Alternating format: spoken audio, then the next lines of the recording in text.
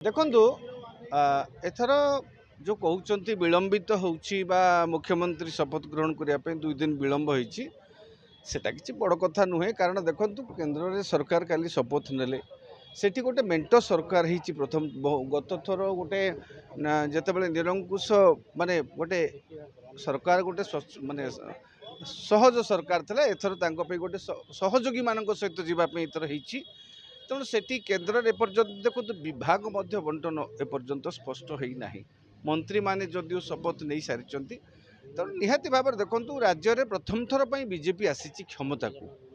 जेहेतु बीजेपी प्रथम थर पर क्षमता को आसी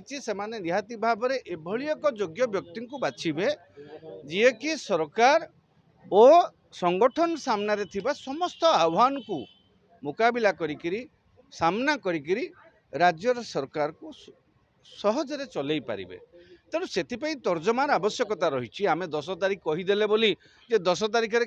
शपथ होमती किसी गोटे कथा नुह एमती तारीख बदले बहुत समय बदले हाँ ये किसी वेद भी अशुद्ध हो जाऊनी 2 दिन विलंब हो गले 10 तारिख प्रधानमंत्री कही 6 तारिख भी कही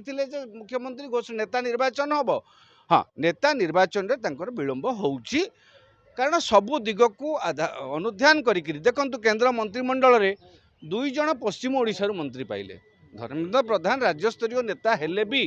से पश्चिम ओडिशा जुएल ओराम पश्चिम ओडिशा तेणु पश्चिम ओडिशा को प्राथमिकता दिखाई एवं पुणी मुख्यमंत्री भाव में पश्चिम ओडिशा को गुरुत्व दिज्व भी चर्चा होची किंतु से दिग सेटा सेमानकर प्रेरोगेटिव बा जोटा प्रधानमंत्री चिंता करेंगे बा दलर संसदीय बोर्ड चिंता करिवो हाँ राज्य विधायक मानक सहित सहमति आलोचना भित्तिरे से निश्चित भाव में गोटे भल नेता भल जड़े अभिज्ञ नेता मु भावुची कारण दल चलैवाई संगठन चलैवाई जार दक्षता थिबो